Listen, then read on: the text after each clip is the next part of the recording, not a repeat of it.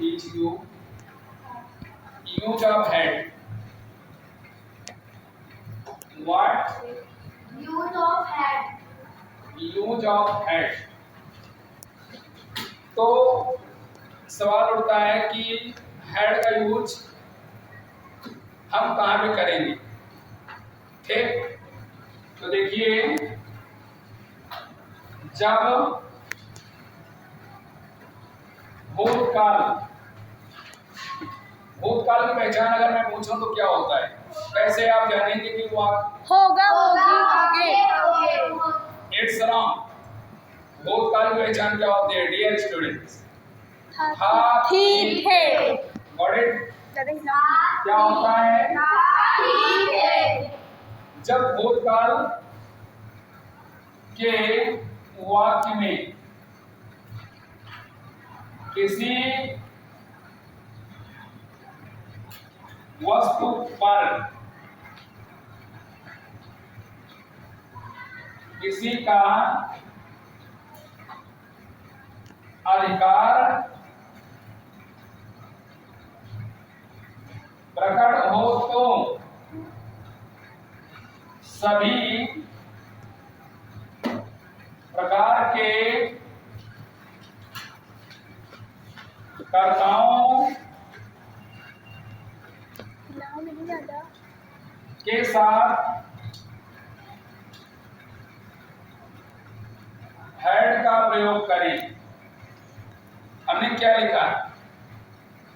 हमने लिखा जब भूतकाल के वाक्य में, भूतकाल की पहचान क्या होती है? ठीक है। ये कहाँ पे आता है? वाक्य के कहाँ पे आता है? वाक्य में अगर था थे दिया है तो कौन सा टेंस होगा? भूतकाल। कौन सा टेंस होगा? भूतकाल। तो भूतकाल के वाक्य में जब किसी वस्तु पर, कहाँ पर? वस्तु पर। फिर से बोलो। किसी वस्तु पर किसी का अधिकार प्रकट हो। क्या प्रकट हो? अधिकार। तो क्या लगाएंगे? हेड। जैसे देखो, जैसे अगर मैं कहूं प्रिया के पास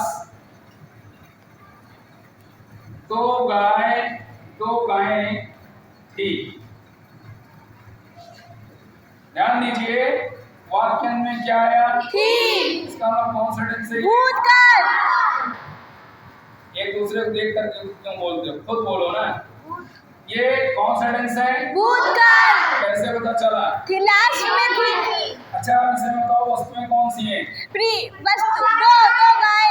ये आपकी वस्तुएं। Yes sir. और अधिकार किसका प्रकट हो रहा है? प्रिया का। प्रिया का अधिकार प्रकट हो रहा है।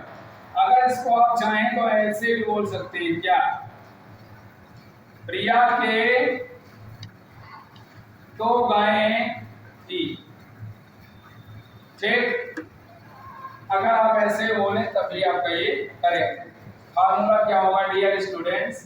सब्जेक्ट लगाएंगे, हेड लगाएंगे और इसके बाद थिंग्स लगाएंगे। थिंग्स मतलब वस्तुएं। Yes sir. सुनो, वस्तुएं अगर दो या दो से अधिक हो तो उसको हम सिंगुलर लिखेंगे या प्लूरल? प्लूरल। हाँ? प्लूरल। कब लिखेंगे? जब एक से दो वस्तु हो तो। जब वस्तुएं दो या दो से अधिक हो तो। पक्का? Yes sir. तो प्रिया के बाद दो गायें थी, क्या होगा dear student? Priya Priya had two cows. कोई दिक्कत किसी को? No sir. अगर ये मैं कहूँ क्या मेरे 4 भाई थे, क्या होगा? चलो बोलो। इसमें देखो ये भूतकाल है, वस्तुएं कौन है? मेरे 4 भाई। 4 भाई। इन पर अधिकार किसका है? मेरे। तो क्या होगा? I had 4 brothers. और किसी को कोई डाउट? No sir. अब चलो देखो डियर स्टूडेंट्स, अगर वाक्य में नहीं आ जाए तो वो कौन सा सेंटेंस कहलाता है? Not. Very good. वो क्या कहलाएगा? Negative. निगेटिव सेंटेंस की पहचान क्या होती है? उसमें नहीं, नहीं। ठीक। तो फार्मूला बनेगा subject plus head plus negative में डिड नॉट, पॉजिटिव में हैड था, लेकिन अब निगेटिव में डिड नॉट। इसके बाद आप लगाएंगे हैव और प्लस थिंग्स। किसी को कोई डाउट? No sir. अगर ये मैं कहूं कि सना के पास 3 कारें नहीं है। नहीं थी, ध्यान दो वाक्य में आ गया नहीं। Sana did not, Sana did not बोलो Sana did not Sana did not have 3 cards. 3 cards. यहाँ पे एस लगेगा? Yes sir. कार्ड्स। लगेगा कि नहीं लगेगा? Yes sir. पक्का लगेगा? Yes sir. Very good, very good.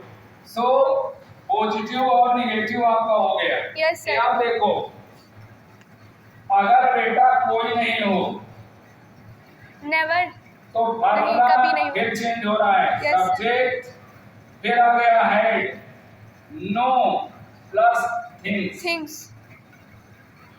Any doubt? No sir. यदि मैं कहूं उमंग के पास कोई भाई नहीं था, तो क्या होगा? Umang had no brothers. Umang had no any brother. Brother या ब्रदर्स? ब्रदर। ब्रदर या ब्रदर्स? Sir brother. जब कोई नहीं तो ऐसा सर कुछ है ही नहीं है सर। तो यहाँ पर पॉजिटिव का एक और निगेटिव के 2 वाक्य आपके पूरे हो गए हैं। ठीक है, सो पहले इसको आप लोग क्या करें? नोट। हाँ, पहले आप इसको नोट कर लें, इसके बाद फिर मैं आपको पढ़ाता हूँ इंट्रोगेटिव। ठीक, सो